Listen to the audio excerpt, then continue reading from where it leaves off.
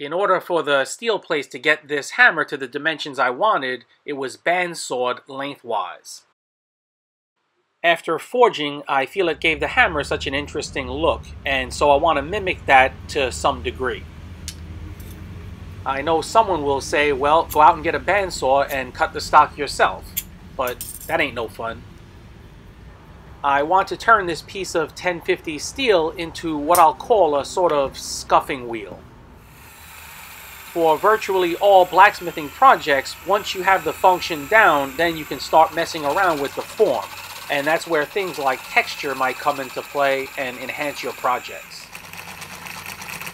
This 12mm drill is the biggest one I have. I don't think it'll quite be big enough. I rocked the drill bit a little bit, but it's still not big enough in the center for this 1/2" arbor. I have to heat it and bang this piece of 13mm in. Since it's not tapered, I just hope I can remove it.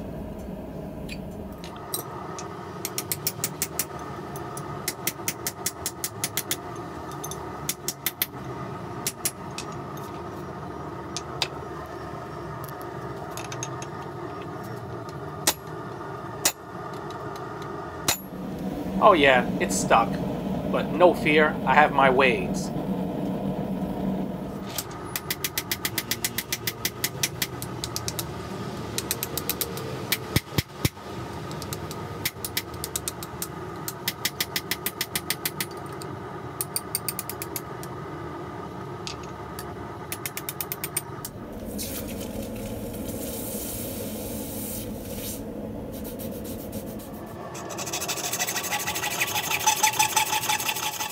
Jim Duggan ain't got nothing on me.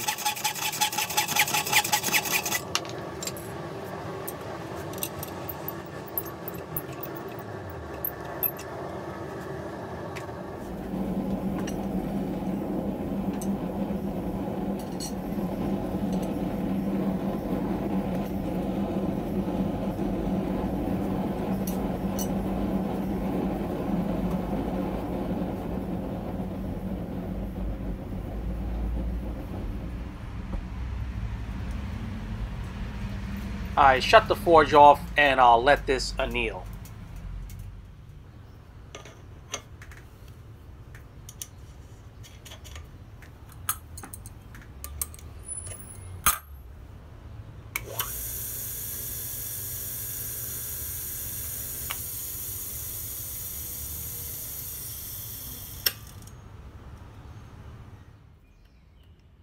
My initial idea is to put a groove in it with this piece of carbide, but I think I better first clean it up.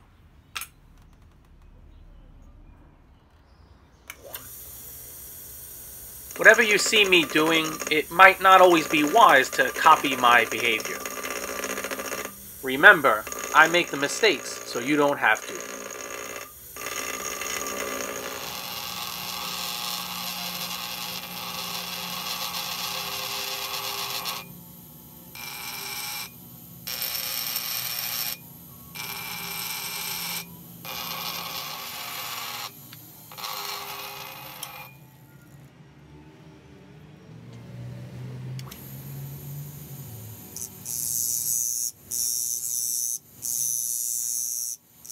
This is not really working, or at least it's really slow.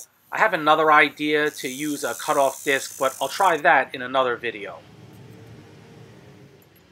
For now, I decide to make the outside edge nice and crisp. For my purpose, this would be great if it was something harder than medium carbon, but this is what I had lying around, so I just make do.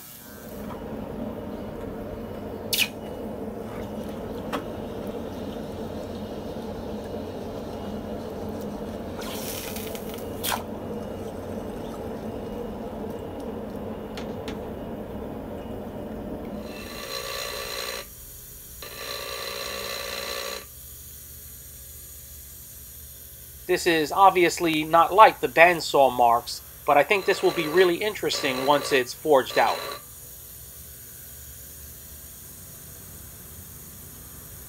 So feeling reasonably pleased, I start from scratch.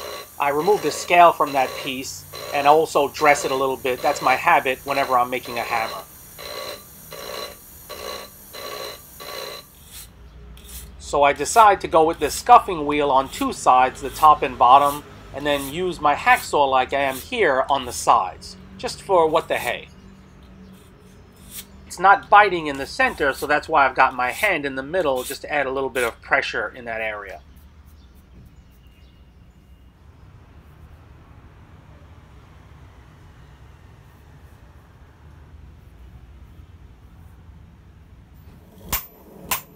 So I won't bore you with all the steps for banging this hammer out and just show a few clips.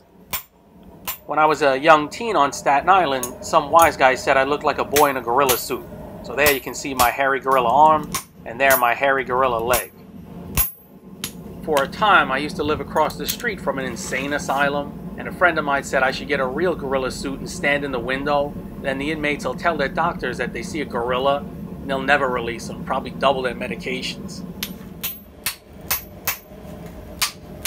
So it's probably hard for you to tell, but especially the hacksaw marks are pretty prominent. I think that's going to be pretty interesting.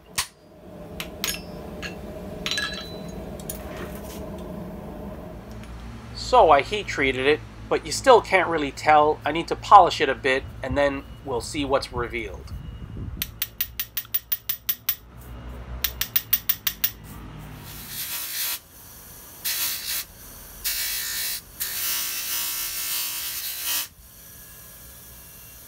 The scuffing wheel gave it a mottled look. It's more interesting than maybe you can tell on camera.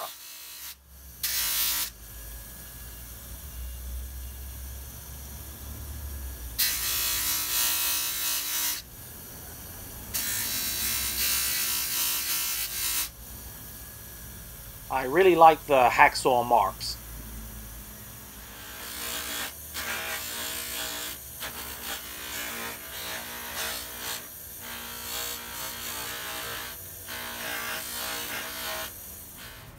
Some people prefer a completely polished look on their items, and that's fine. I prefer to have some sort of a texture, be it made mechanically or chemically, or if it just naturally occurred. I've got another idea for that scuffing wheel, to use a cutoff disc and to cut grooves in horizontally.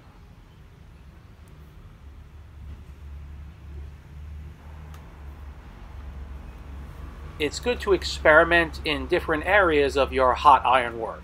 Sometimes something simple can make a big difference. This hammer's done and ready to go. I appreciate everyone who takes the time to watch. I'll catch you guys next time. Head over to my spread shop. The link's in the description box down below. Any earnings help support this channel.